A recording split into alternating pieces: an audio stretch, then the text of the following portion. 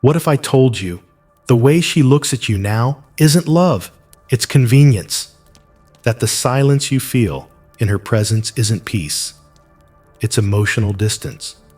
And worst of all, that you've slowly stopped being her partner and started becoming her emotional punching bag, her backup plan, her free therapist. You didn't even notice it at first. It came in waves: subtle disrespect, dismissed boundaries, the slow fade of intimacy. And the worst part, you kept telling yourself, maybe I'm just overreacting. No, my friend, you're not overreacting. You're waking up. In this video, I'm going to walk you through 5 brutal signs that she is no longer showing up as your partner, and that the most stoic, self-respecting thing you can do is walk away. Not out of hate, not out of anger, but out of dignity. This message isn't for every man.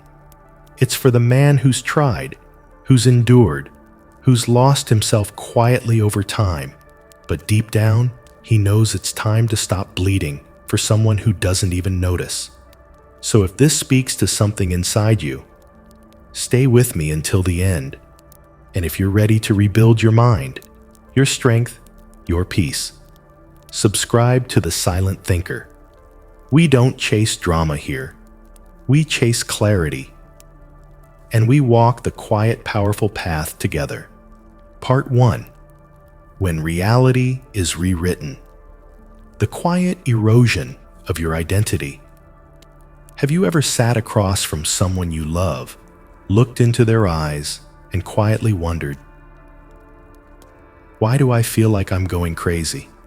You're not alone. Millions of men fall into relationships that look perfect on the surface, but behind closed doors, they begin to rot from the inside. Not because of shouting matches or obvious betrayals, but because of something far more subtle, far more insidious: psychological manipulation, specifically gaslighting. Stoicism teaches us that it's not things that disturb us, but our judgments about them. But what happens when someone deliberately distorts your judgment, makes you question your very perception of reality? You tell her something she did hurt you. She stares at you blankly and says, "That never happened."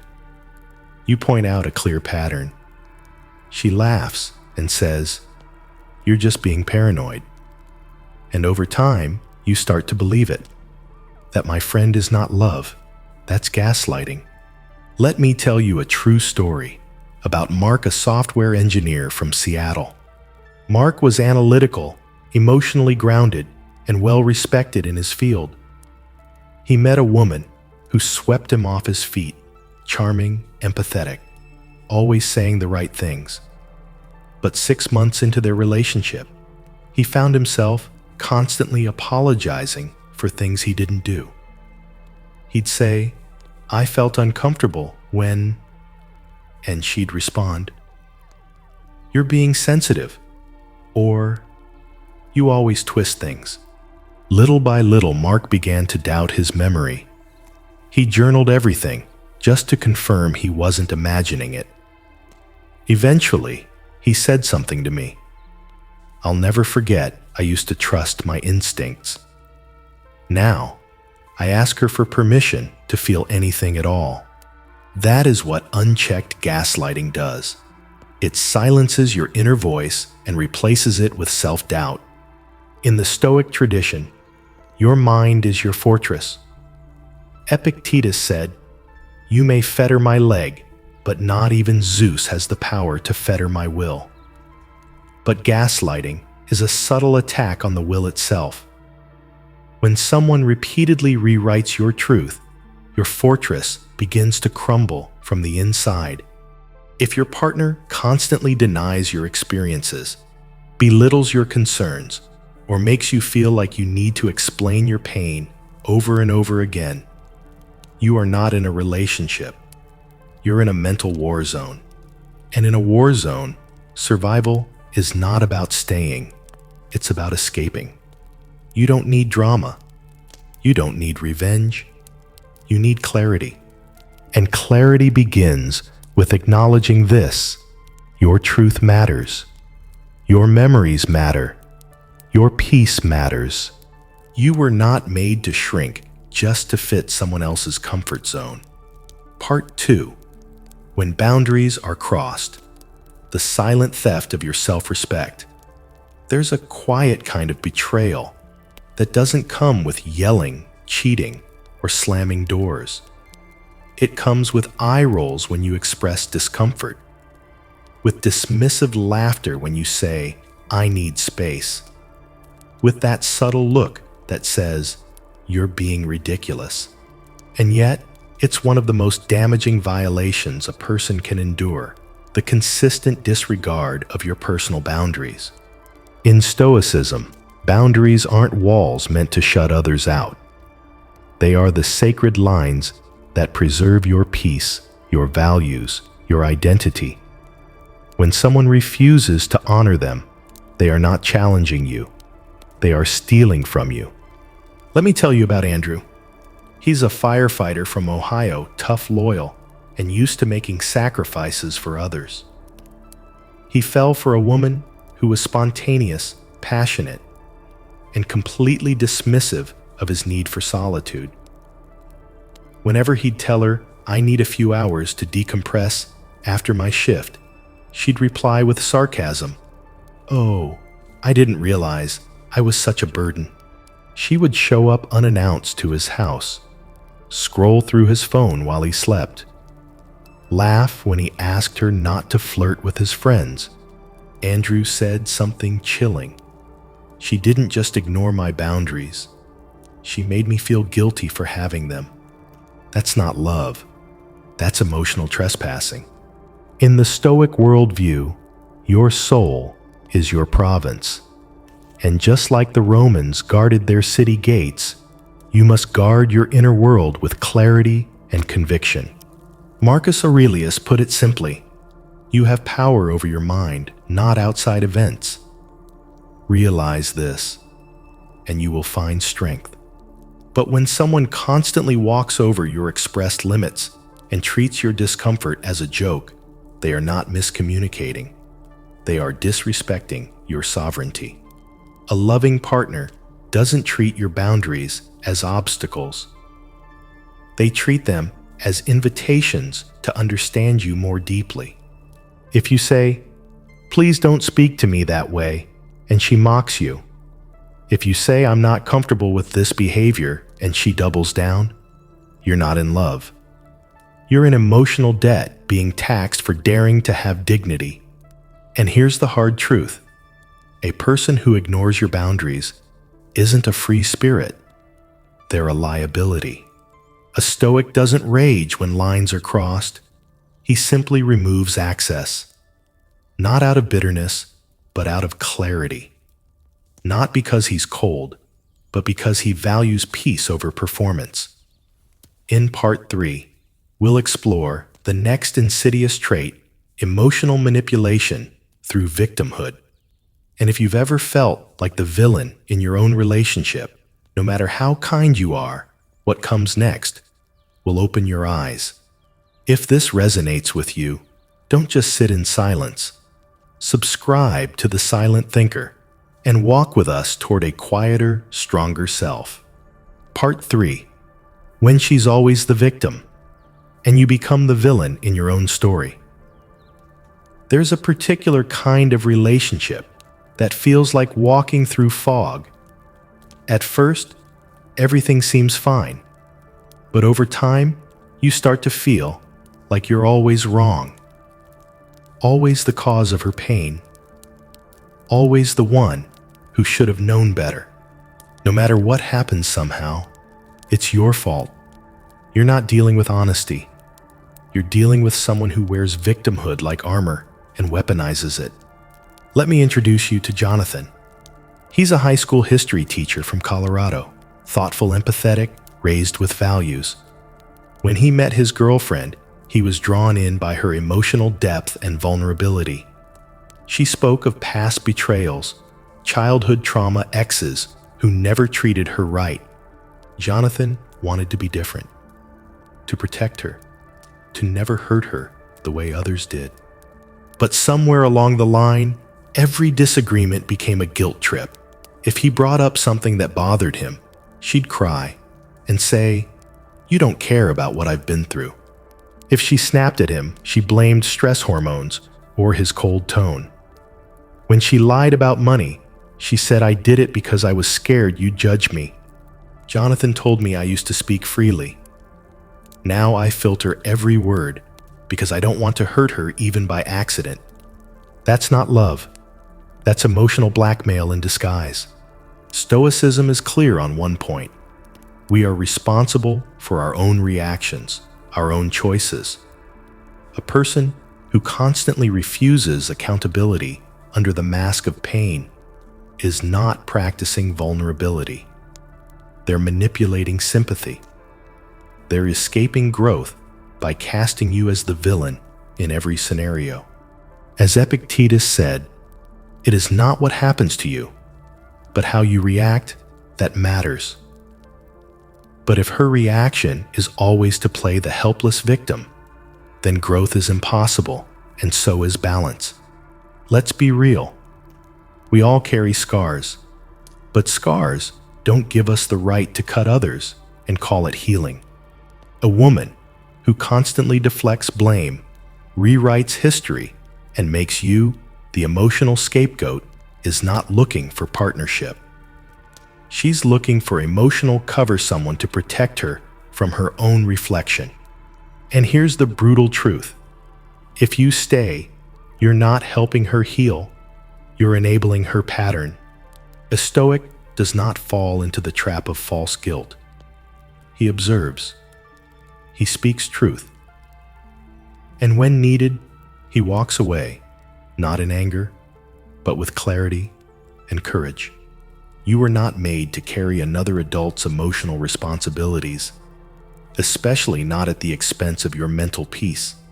In part 4, we'll confront another red flag that many men tolerate far too long: disrespect for your time. Because if she doesn't value your minutes, she will never value your life. If this story rings true for you or someone you know, hit subscribe to The Silent Thinker. Your peace is not a luxury, it's your birthright. Part 4. When she disrespects your time and slowly steals your life. Time is the one resource you can't earn back. Not with money, not with apologies, not with promises to do better next time. In a world that spins faster every day, how someone treats your time says everything about how they value your existence. And if she consistently wastes your time, she's not just being inconsiderate, she's draining your soul. Let me tell you about Mike. Mike's a mechanic in Arizona. Simple guy, honest, hard-working. He wakes up at 6 a.m., works 10 hours under the sun, comes home with aching joints, but a strong heart. He was dating a woman who loved spontaneity. She'd cancel plans, last minute show up hours late, scroll her phone during dinner, and say, "Relax, it's not that deep." But to Mike it was. He once said, "I plan out my day with discipline, not because I'm uptight, but because I respect the time I have left on this earth."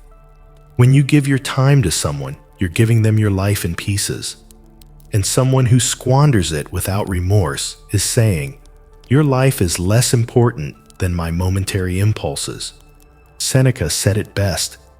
People are frugal in guarding their personal property, but as soon as it comes to wasting time, they are most wasteful of the one thing in which it is right to be stingy. A woman who loves you will value your time. She'll show up.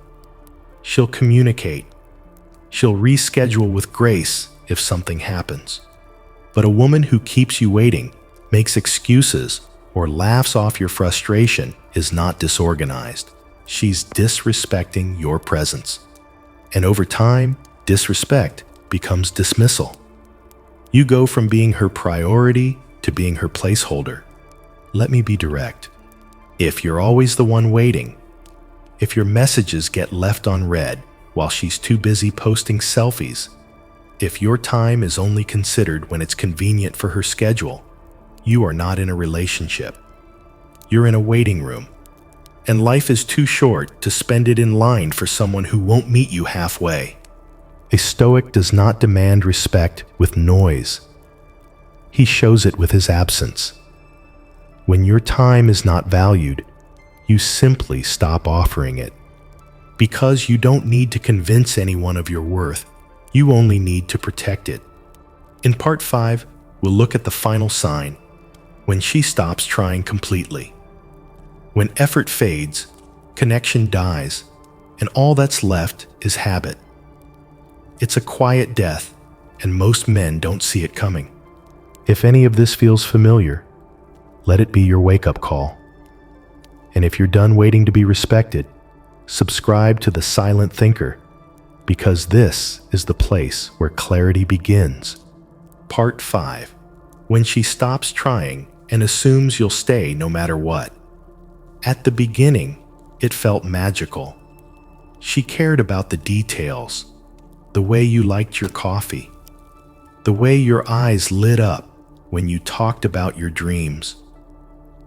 She put in effort, not just to impress you, but to connect with you. But now, the conversations are surface level. The surprises are gone. The thoughtfulness has disappeared. And here's the cold truth most men refuse to admit.